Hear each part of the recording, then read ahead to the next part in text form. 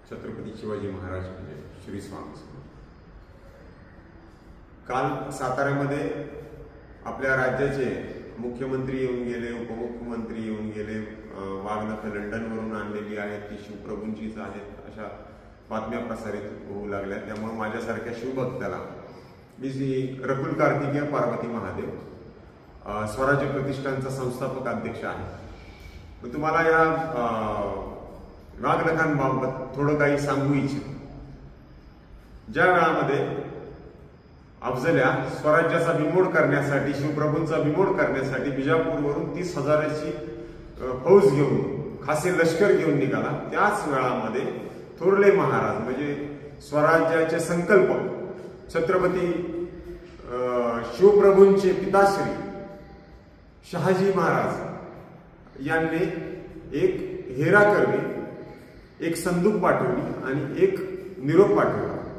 आता ती संदूक तातडीने शिवप्रभूंपर्यंत पोहोचली आणि ज्यावेळेस छत्रपती शिवाजी महाराजांनी ती संदूक उघडली, तो कानमंत्र होता, त्याच्यामध्ये होते वाघनख। पण ती शिवभक्तांनो, मावळ्यांनो, ते एक वाघनख नव्हतं, 2 वाघनख होती। वाघनख हे दोन्ही हातात घालायचं असतं, मग शत्रूंचा फडशा पाडायचा असतो, एका हाताने होत नाही।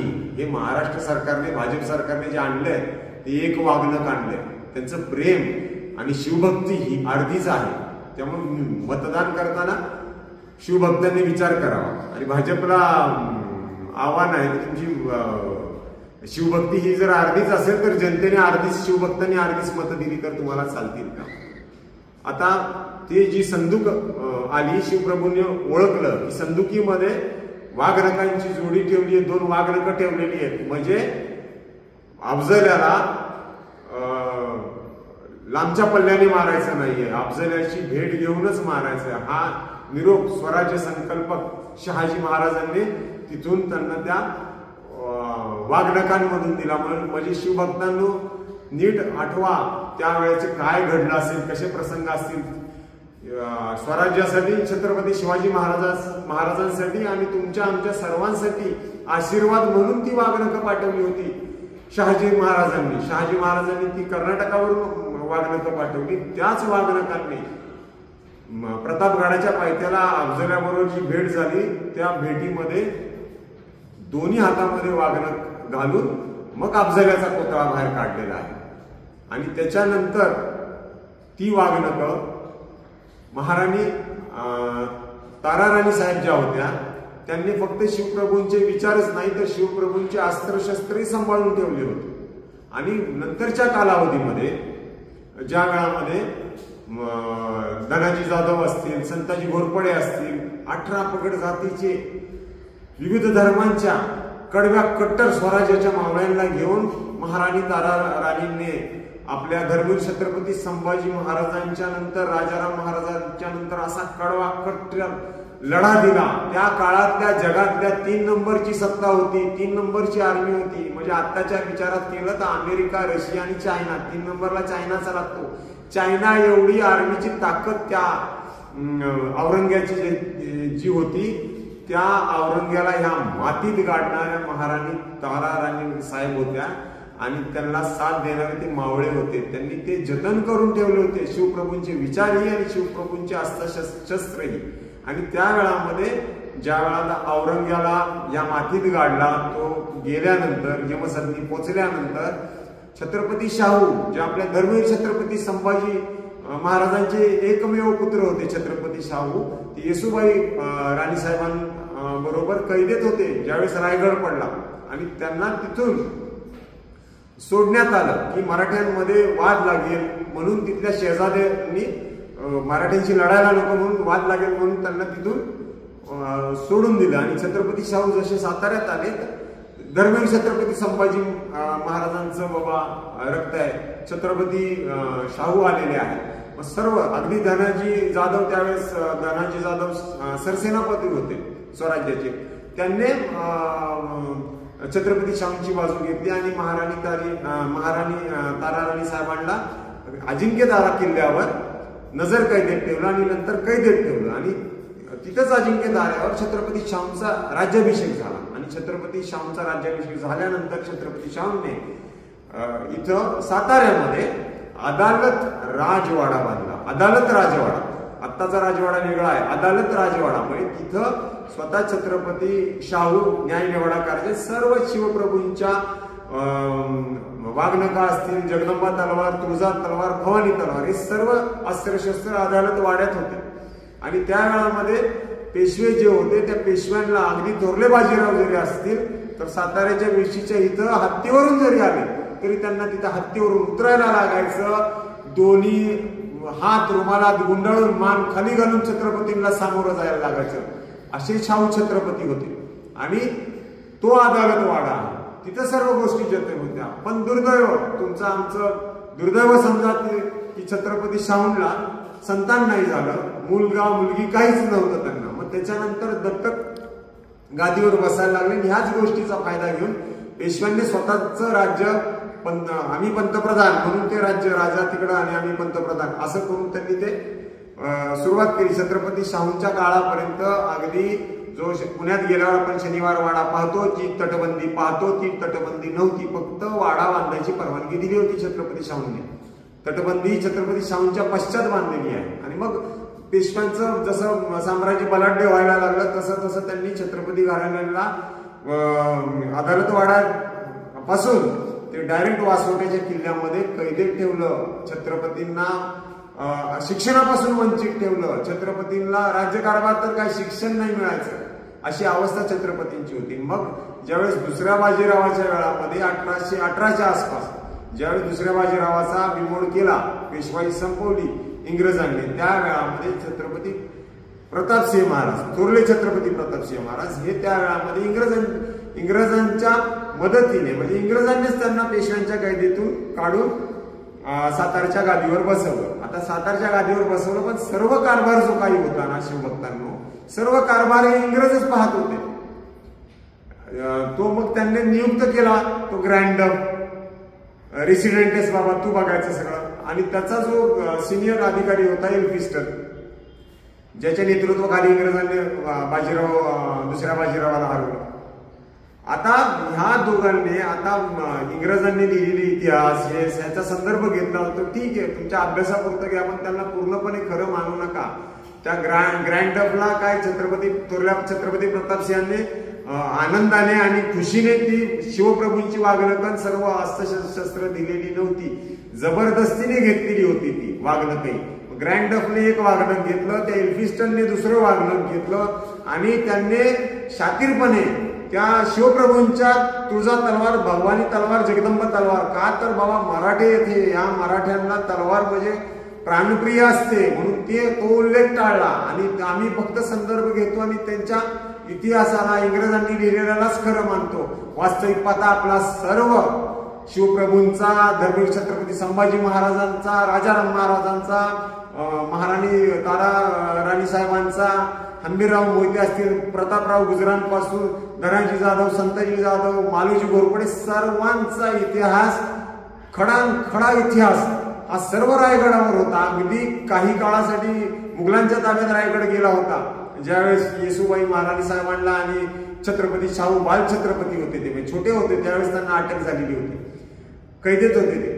त्या वेळामध्ये सर्व इतिहास होता. आणि ज्या वेळामध्ये साताऱ्याची अशी परिस्थिती होती की सातारच्या छत्रपतींना वासोट्याला कैदेत ठेवायची पेशवे, नजर कैद मानायची, पण वाईट परिस्थिती होती. छत्रपतींना शिक्षणापासून पेशव्यांनी वंचित ठेवलं होतं.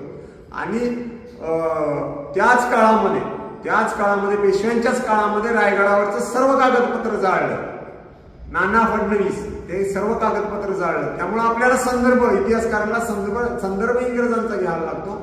पण संपूर्णपणे त्या इंग्रजांवरच्या लिहिलेल्या इतिहासावर शिवभक्तांनी सुद्धा आणि इतिहासकारांनी सुद्धा, इतिहासकारी शिवभक्त त्यांनी पूर्ण विश्वास ठेवू नये ही माझी हात जोडून विनंती आहे. परवाच मुलाखत काही वृत्तवाहिन्यांना देताना एक चांगले अभ्यासक आहेत, शिवप्रभूंचे चांगले भक्त आहेत, त्यांनी असं सांगितलं वृत्तवाहिनीला की शिवाजी महाराजांची भवानी तलवार तर साताऱ्यात जलमंदिरामध्ये आहे. तर शिवभक्तांना तुम्हाला हात जोडून विनंती आहे, शिवाजी महाराजांची भवानी तलवार, जगदंबा तलवार, तुळजा तलवार साताऱ्यात नाही, महाराष्ट्रात नाही. त्याचा शोध अनेक शिवभक्त घेत आहेत, वर्षानुवर्ष घेत आहेत. त्यातली एक तलवार जगदंबा तलवार सापडली आहे, ती लंडन मध्ये आहे. आणि इथं जी तलवार आहे, एकच तलवार आहे राजघराण्याची. ती तलवार जी आहे ती छत्रपती शाहूंची तलवार आहे. त्याच्यावर स्पष्टपणे कोरलेलं आहे अक्षर छत्रपती शाहू. आता मला सांगा, छत्रपती शाहू स्वतःचे आजोबा शिवप्रभू छत्रपती शिवाजी महाराज ह्यांच्या तलवारीवर स्वतःचं नाव कोरण्याचं धारिष्ट कोणी करेल का? ज्यांना आपण सर्व दैवी अवतार मानतो त्यांच्या तलवारीवर कोण नाव कोरेल का? ती तलवार आहे. त्यामुळे संभ्रम न करता इतिहासकारांनी पण खूप बारकाईने अभ्यास केला पाहिजे. ज्यावेळेस छत्रपती शिवाजी महाराजांनी त्यांनी वापरलेल्या त्यांच्या स्पर्शाने पावन झालेली अस्त्रशस्त्र असतात, त्या अस्त्रशस्त्रांनी हा महाराष्ट्र राखलाय, देवदेवता राखले, तिथल्या सर्व जाती धर्मांना राखलं, इथली संस्कृती राखली.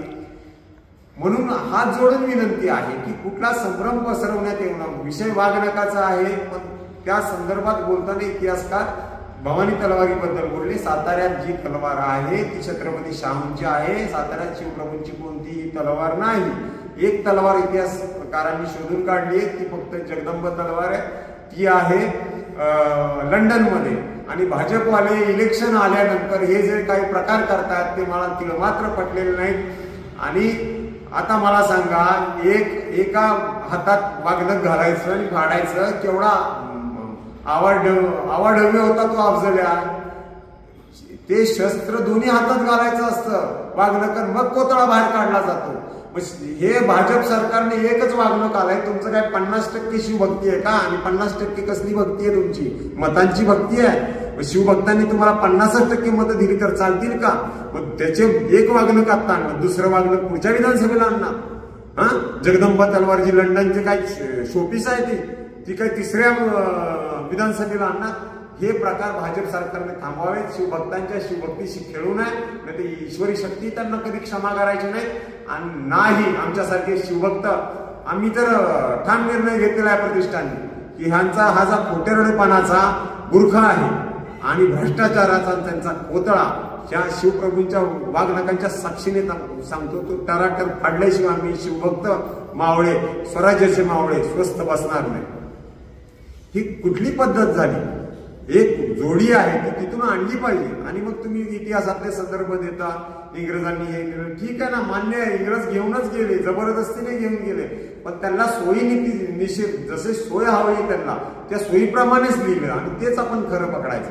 ठीक आहे, दुर्दैव आपल्याच एका स्वराज्याच्या सेवकाने नाना फडणवीस त्यांचं नाव, त्यांनी रायगडावरती सर्व कागदपत्र पेशवाकालीन जाळून टाकले का? तर त्यांना पेशव्यांना ग्रेड दाखवायचं होतं. माझं काय मत आहे, खरं ते खरं, खोटं ते खोटं, सत्तेची माझा धर्म, हे मी मानणारा मावळा आहे, शिवभक्त आहे. जे खरं आहे ते बोलावं. साताऱ्यातली तलवार छत्रपती शाहूंची आहे, त्यांच्याबद्दल अपार श्रद्धा, अपार प्रेम आहे.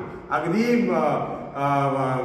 छत्रपती शाहूंनंतर कित्येक वर्षांनंतर पानिपतचं युद्ध झालं. तिथं जे मराठी सापडले, काही त्यांना बंदी म्हणून नेलं बलुचिस्तानमध्ये जे मराठी आहेत ते स्वतःला काय म्हणतात, धर्म त्यांनी तिकडचा स्वीकारला, इस्लाम धर्म स्वीकारला, पण अजून त्यांच्या चालीरीती त्याच आहेत. स्वतःला ते आपापसात काय म्हणतात, शाहू मराठा. एवढंच छत्रपती शाहूंवर त्यांचं प्रेम. त्या छत्रपती शाहूंची तलवार साताऱ्यात आहे. आणि जी वाघनख आहेत, मी त्या इतिहासात मी आता जी आणलेली वाघनख मी पाहिलेली नाही. एकच आणलंय म्हणजे वाघनख, ते मी पाहिलेली नाही. का तर मला संताप होतो ना. एकच वाघनख का आणलं? जर तुम्ही भाडंच द्यायचंय, भाड्याने 3 वर्षासाठी आणायचे, अरे कायमस्वरूपी आणा. आणि दोन्हीच्या दोन्ही वाघनख आणा. आणि तिसरं म्हणजे तिथं शिवप्रभूंची जगदंबा तलवार आहे लंडनच्या म्युझियम मध्ये, ती आणा. तो कोहिनूर द्या फेकून, आम्हाला काही घेणं देणं नाही. पण शिवप्रभूंच्या ज्या वस्तू आहेत त्या आणा. आणि तुळजा तलवार, भवानी तलवार ह्यांचा शोध इतिहासकार घेतात, तो शोध चालू ठेवा. म्हणून माझी इतिहासकारांना विनंती आहे की कुठली तुम्ही एखादा मीडियाशी बोलताना किंवा असं सांगताना तुमच्यावर आमचा शिवभक्तांचा ह्या शिवप्रभूंच्या भूमीतूनच आव्हान करतो. आणि स्वराज्याच्या आणि जेवढे शिवभक्त आहेत, भाजपच्या भ्रष्टाचाराचा बुरखा आणि खोटारडेपणाचा बुरखा आणि भ्रष्टाचाराचा कोता बाहेर काढायला सुरुवात करा. अति झालं त्याच्यानंतर सर्व जागे होणार. तर आता तुम्ही वेळात जागे व्हा आणि त्यांचा भ्रष्टाचाराचा पुतळा काढायला घ्या ही शिवभक्तांना विनंती करतो. आणि जेही कोणी भविष्यात सत्तेत येईल त्यांना ही विनंती करतो की असे भाडे तत्वावर आणू नका. अरे दिल्लीवर राज्य करणारे साम्राज्य आपलं, आणि आपण त्या लंडनवाले केवढीशे ते म्हणजे एवढे वर्ष झाले तरी आपण त्यांच्याकडून आणायचं ते भाड्याने आपलंच आहे. शिवप्रभूंचे वागणुका आणायची ती भाड्याने आणायची. त्याच्यावर काही लोकांना शंका असेल काय, मी खरी आहेत वागणुका खोटी आहेत म्हणत नाही. माझी विनंती आहे हिथून घेऊन गेली ती खरी आहे. महाराणी ताराराणी शेवटपर्यंत जतन करून ठेवली होती, छत्रपती शाहूंनी जतन करून ठेवली होती, पुजली होती. फक्त ज्या वेळामध्ये पेशव्यांच्या चुकीच्या वागणुकीमुळे आपल्याला जो आजपर्यंत त्रास झालेला आहे तो आताही होतोय. म्हणून कोणाशी कसं वागायचं, कसं आपण जगायचं आणि कोणाच्या पाठीशी उभं राहायचं हे एक नाही 1000 वेळा विचार करा. मी काय मगाशी सांगितलं, पेशवे थोरले बाजीराव पेशवे साताऱ्याचे वेशीवर कसे यायचे, हत्ती गेले तर घोडा खाली उतरायचे, दोन्ही हात रुमालात गुंडाळायचे आणि मग छत्रपतींना सामोरे जायचे. आज काय परिस्थिती आहे. ठीक आहे, आपलं दुर्दैव छत्रपती शाहूंना संतान नाही झाली म्हणून दत्तक गादीवर बसवण्यात आले. पण माझी ही विनंती आहे शिवभक्तांना की तुम्ही सतसत बुद्धीने विचार करा की ह्यांचं हे वेळ ते काय टायमिंग काही कुठला बिझनेस नाहीये की ह्या बिझनेस आहे ते टायमिंग साधला आणि का क्रिकेटची फलंदाजी करायला वाचतात का. अरे ही शिवभक्ती आहे, छत्रपती शिवाजी महाराजांचा विषय आहे. अख्ख्या भारतातलं सगळ्यात पहिलं जेम्स लेन विरोधातलं आंदोलन करणारा हा मावळा बोलतोय. हात जोडून विनंती आहे या भाजप सरकारच्या खोट्या शिवभक्तीला सच्च्या शिवभक्तांनी तेव्हा मात्र बळी पडू नये ही हात जोडून विनंती करतो आणि तुमच्या सर्वांची रजा घेतो. जय हिंद, जय शिवराय, जय स्वराज्य.